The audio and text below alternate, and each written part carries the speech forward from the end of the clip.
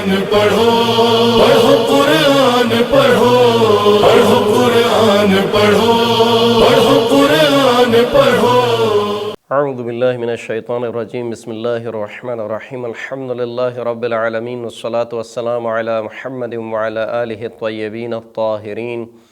واللعنۃ الدائمۃ علی اعدائہم اجمعین، اما بعد فقد قال اللہ سبحانہ وتعالی فی کتابہ المجید، بسم اللہ الرحمن الرحیم، انا بلوناہم کما بلونا اصحاب الجنہ اذ اقسموا لیصرمنها مصبحین۔ محترم سامعین کرام، آج آپ کی خدمت میں قرآن مجید کے جس قصے کو پیش کریں گے وہ قصہ اصحاب جنت کا قصہ ہے، یعنی باغ والوں کا قصہ۔ اس قصے کو قرآن مجید میں خداوند کریم نے سورہ مبارکہ قلم کی آیت نمبر 17 سے لے کر آیت نمبر 33 تک بیان کیا۔ ارشاد ہوا کہ اِنَّا بَلَوْنَاهُمْ كَمَا بَلَوْنَا أَصْحَابَ الْجَنَّةِ، ہم نے مکہ والوں کو آزمایا کہ جس طریقے سے ہم نے اصحاب جنت کو آزمایا تھا۔ اصحاب جنت سے مراد یہاں پر زمین پر جو باغ تھا، ہرا بھرا سرسبز و شاداب باغ، پھلوں سے بھرپور باغ، اس باغ کے کچھ اصحاب تھے، ان اصحاب کو خداوند کریم نے اس باغ کے ذریعے سے آزمایا۔ اذ اقسموا لیصرمنها مصبحین، جب ان باغ والوں نے قسم کھائی کہ ہم صبح کے وقت اس باغ کے سارے پھل چن لیں گے، ولا یستثنون، اور اس میں سے غریبوں کو اور جو حاجت مند افراد ہیں، جو نیاز مند افراد ہیں، ان کو کچھ بھی نہیں دیں گے۔ یہ باغ کہاں تھا؟ کہا جاتا ہے کہ یہ باغ کہ جس کا نام سروان یا ذروان یا رضوان تھا، یہ باغ 2 فرسخ شہر یمن سے، یعنی یمن کے جو شہر ہے صنعا، اس صنعا سے 2 فرسخ کے فاصلے پر پایا جاتا ہے۔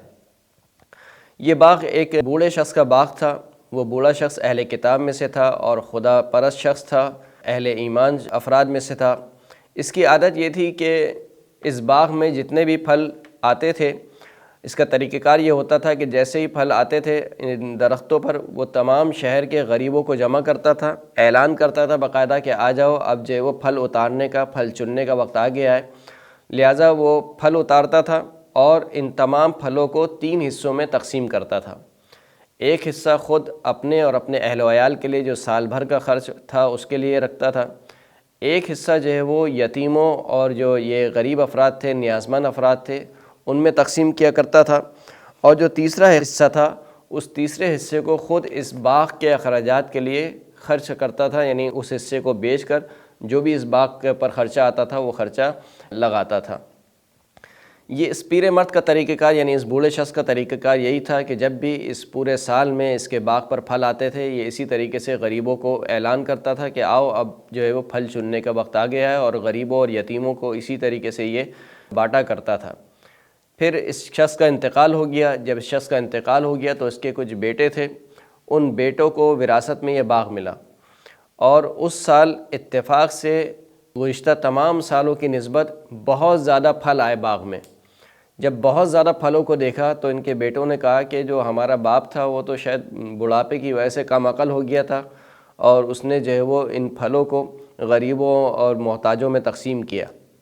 لہٰذا اب جو ہم یہ پھل آئے ہیں ان پھلوں کو ہم اپنے لیے رکھیں گے اور کسی کو ایک پھل بھی نہیں دیں گے۔ اس قصے کو خداوند کریم نے بیان کیا کہ اس کے جو بیٹے تھے ان بیٹوں نے قسم کھائی آپس میں کہ جو وہ پھل آ چکے ہیں، اور ہم قسم کھاتے ہیں کہ صبح کے وقت ان تمام کے تمام پھلوں کو چن لیں گے اور ان میں سے ایک پھل بھی کسی غریب کو نہیں دیں گے۔ جب انہوں نے ایسا کیا تو فطاف علیہ طائف من ربک، جب انہوں نے یہ پلان بنایا تو رات کے وقت خداوند کریم کی جانب سے آسمان سے ایک آگ آئی، آسمان سے ایک بجلی گری اس باغ کے اوپر جس نے پورے باغ کو گھیر لیا۔ وہم نائمون، جبکہ یہ لوگ سو رہے تھے، فاصبحت کالصریم، اور یہ باغ جو کہ انتہائی سرسبز اور شاداب باغ تھا، پھلوں سے بھرپور باغ تھا، دیکھتے ہی دیکھتے یہ پورا کا پورا باغ راکھ میں تبدیل ہو گیا۔ فتنادوا مصبحین، پس انہوں نے صبح کے وقت ایک دوسرے کو آواز دی، کہا کہ انغدوا علی حرثکم ان کنتم صارمین، کہ جلدی چلو، یعنی باغ کی طرف جلدی چلو اگر تم باغ کے پھل چننے والے ہو۔ فانطلقوا وهم یتخافتون الا يدخلنها اليوم علیکم مسکین، بس وہ باغ کی طرف جا رہے تھے اور آپس میں ایک دوسرے کے کان میں کہہ رہے تھے کہ دیکھو خبردار آج کے دن کوئی بھی مسکین کوئی بھی غریب ہمارے باغ میں داخل نہ ہونے پائے۔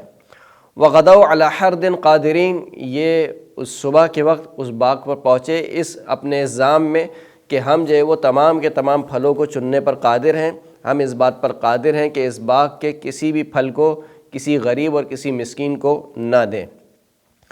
فلما رأوها قالوا انا لضالون، لیکن جب یہ باغ کے مقام پر پہنچے اور دیکھا کہ یہاں پر تو فقط راکھ ہی راکھ ہے، یہاں پر تو کوئی درخت ہی نہیں ہے، پھل تو دور کی بات، درخت کا نام و نشان نہیں ہے، تو پہلے تو شاید یہ سمجھے کہ ہم راستہ بھول گئے ہیں، یعنی ہمیں کہیں اور جانا تھا، ہمارا باغ کہیں اور ہے، ہم کسی اور جگہ آ گئے ہیں، لہٰذا کہا کہ انا لضالون، کہ ہم تو گمراہ ہو گئے ہیں، یعنی ہم راستہ بھول گئے ہیں۔ بل نحن محرومون، لیکن جب کچھ تھوڑی دیر بعد دقت کے بعد ان کو پتہ چلا کہ نہیں راستہ تو بالکل صحیح ہے اور باغ بھی اسی مقام پر موجود تھا، تو پھر کہا کہ نہیں بلکہ ہم محروم کر دیے گئے ہیں، یعنی ہم یہ سمجھ رہے تھے کہ ہم دوسروں کو محروم رکھیں گے، خداوند کریم نے ہمیں اس باغ سے محروم کر دیا۔ قال اوسطهم الم اقل لکم لولا تسبحون، ان بیٹوں میں ایک بیٹا تھا جو ان کو یہ کہتا تھا کہ دیکھو یہ کام صحیح نہیں ہے، یعنی جب ان لوگوں نے یہ منصوبہ بنایا تھا، جب یہ بات ہو رہی تھی کہ ہم پورے کے پورے باغ کے پھل اپنے لیے رکھیں گے، غریبوں کو نہیں دیں گے، تو اس وقت ان بیٹوں میں سے ایک بیٹا تھا، وہ یہ کہتا تھا کہ دیکھو یہ کام صحیح نہیں ہے،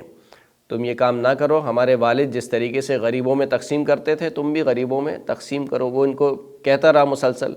لیکن بہرحال وہ لوگ زیادہ تھے اور وہ لوگ اس پر غالب آ گئے اور کہا کہ تمہیں کیا ہو گیا ہے، تم بھی جو ہے وہ کم عقل ہو گئے ہو ہمارے والد کی طرح، تم چپ کر کے بیٹھ جاؤ۔ تو کچھ بیٹے بولتے تھے، کچھ بیٹے جو ہے وہ خاموش رہے اور کچھ بیٹوں نے یہ منصوبہ بنایا،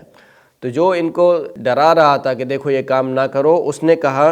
قال اوسطهم الم اقل لکم لولا تسبحون، کیا میں نے تم سے نہیں کہا تھا کہ تم اللہ کی تسبیح کرو؟ قالوا سبحان ربنا انا كنا ظالمین، جب انہوں نے دیکھا کہ ہمارا سارا کا سارا باغ راکھ ہو چکا ہے، خداوند کریم کا عذاب نازل ہو چکا ہے،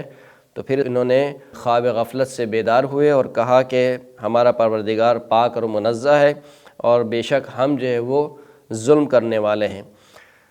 فَأَقْبَلَ بَعْضُهُمْ عَلَى بَعْضٍ يَتَلَاوَمُونَ، اور پھر یہ لوگ آپس میں ایک دوسرے کو ملامت کرنے لگے کہ تم نے کیا کام کیا، ہمیں یہ کام نہیں کرنا چاہیے تھا۔ قالوا یا ویلنا انا كنا طاغین، کہنے لگے کہ وائے ہو ہم پر کہ ہم جو ہے وہ خداوند کریم کے فرمان سے تجاوز کرنے والے ہیں اور ہم طاغی ہو گئے ہیں۔ پھر اس کے بعد کہتے تھے کہ عسى ربنا ان يبدلنا خيرا منها انا الى ربنا راغبون، کہ امید ہے کہ شاید ہمارا پروردگار اس باغ سے بہتر ہمیں باغ عطا کرے گا، ہم اپنے پروردگار کی طرف رجوع کرنے والے ہیں، اس سے امید لگانے والے ہیں۔ پھر خداوند کریم فرماتا ہے کہ كذلك العذاب ولعذاب الآخرة اکبر لو كانوا يعلمون، اسی طریقے سے اللہ کا عذاب ہے، یعنی یہ جو ابھی عذاب آیا ہے، یہ جو دنیاوی عذاب ہے، یہ تو بہت چھوٹا عذاب ہے، وَلَعَذَابُ الْآخِرَةِ اکبر، آخرت کا عذاب تو اس سے کہیں بڑھ کر ہے، یعنی ابھی جو تم سوچ رہے ہو کہ ہمارا اتنا نقصان ہو گیا ہے، سارے کے سارے پھل راکھ بن گئے ہیں، سارے کے سارے درخت راکھ بن گئے ہیں، کہا کہ یہ عذاب تو کچھ بھی نہیں ہے آخرت کے عذاب کے مقابلے میں، آخرت کا عذاب بہت ہی بڑا ہے اگر یہ جانتے ہوتے۔ اس بارے میں کہ آیا ان اولاد کی، ان لوگوں کی توبہ قبول ہوئی یا قبول نہیں ہوئی، مفسرین کے درمیان دو رائے پائی جاتی ہیں۔ کچھ مفسرین کہتے ہیں کہ ان کی توبہ قبول ہو گئی، خداوند کریم نے اس باغ کے بدلے ان کو ایک دوسرا باغ دیا کہ جو کہ انگوروں کا باغ تھا، اور کچھ مفسرین کہتے ہیں کہ جو اگلی آیت ہے کذالک العذاب ولعذاب الآخرۃ اکبر، اس کو دلیل بناتے ہوئے کہتے ہیں کہ ان کی توبہ قبول نہیں ہوئی اور خداوند کریم نے ان کو عذاب میں مبتلا رکھا۔ یہ جو قصہ ہے قرآن مجید کا، یہ قصہ عبرت کے طور پر پیش کیا گیا اہل مکہ کے لیے، کیونکہ جو شروع کی آیت ہے اس میں کہا کہ انا بلوناہم، ہم نے اہل مکہ کو آزمایا جس طریقے سے ہم نے اصحاب جنت کو آزمایا۔ اہل مکہ یعنی جب رسول اللہ نے اپنی تبلیغ کی دعوت شروع کی تو اس وقت جو ثروت مند افراد تھے وہ یہ سمجھتے تھے کہ ہم غالب آ جائیں گے رسول اللہ پر، ہم مال و دولت رکھتے ہیں، یہ عبداللہ کا یتیم بیٹا ہے تو خود یتیم ہے، اس کے پاس کوئی مال و دولت نہیں ہے، تو یہ کہاں سے ہمارا مقابلہ کرے گا۔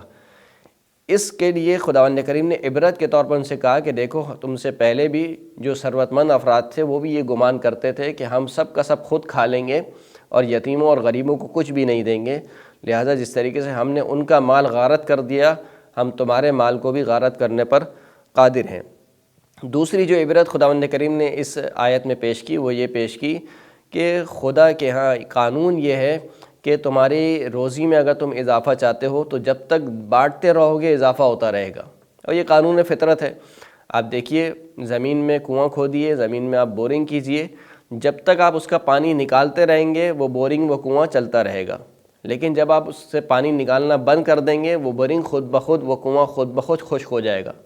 تو یہ خدا کا قانون ہے، کوئی بھی چشمہ جب تک اس سے پانی آگے بہتا رہے گا اس کا پانی نکلتا رہے گا، اور جہاں آپ نے اس کے پانی کو روک لیا وہ چشمہ وہیں پر خشک ہو جائے گا۔ قانون فطرت ہے۔ تو یہی قانون خداوند کریم نے روزی کے بارے میں رکھا ہے کہ دیکھو روزی بڑھانے کا طریقہ میرے ہاں بانٹنا ہے، جب تک روزی بانٹتے رہو گے تمہاری روزی میں اضافہ ہوتا رہے گا، اور جہاں تم نے یہ سمجھا کہ نہیں میں ہی سب کچھ کھا لوں، میں کسی کو نہیں دوں گا،